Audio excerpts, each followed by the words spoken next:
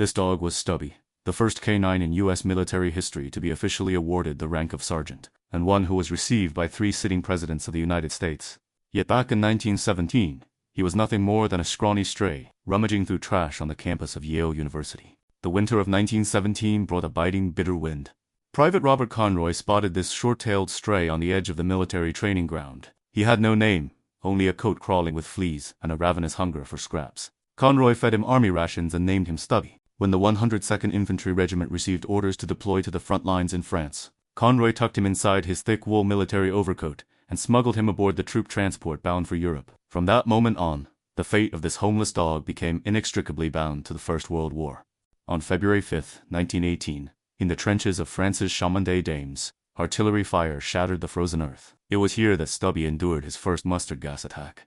The poison seared his lungs and respiratory tract, yet it also left his sense of smell acutely hypersensitive to chemical weapons. After he recovered, he became the regiment's living, breathing, early warning system. In the pre-dawn light, while the soldiers still slept, Stubby was the first to catch the faint trace of poison gas drifting on the wind. He barked furiously up and down the trench, nipping and tugging at the men's trouser legs to rouse them, snatching the entire company from the jaws of death.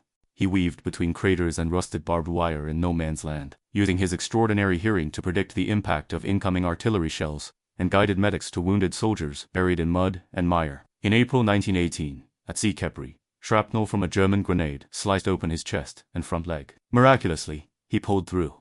His most legendary feat unfolded on that same Sea Capri battlefield. He caught a German spy hiding in the bushes, mapping the Allied trench lines. Stubby locked his jaws on the man's leg, tackling him to the mud and holding him down until a U.S. patrol arrived. For this capture, frontline commanders broke every ironclad military rule, granting the dog an extraordinary field promotion to sergeant, a rank higher even than that of his owner, Conroy. Today, his preserved remains lie in a glass display case at the Smithsonian Institution in Washington, D.C., draped in a suede coat sewn by French women, adorned with his many hard-earned medals. Stubby's life bears witness to a harsh yet profound truth. On the unforgiving battlefield of life and death, the soul of a hero knows no birthright, even if it began as a stray dog, begging for scraps in the bitter cold.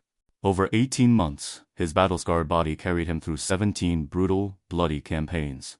When the war ended, he walked from the mud-caked trenches straight into the White House, where he was greeted by 3 U.S. presidents in turn: Woodrow Wilson, Warren G. Harding, and Calvin Coolidge. On March 16, 1926, he took his last breath in Conroy's arms.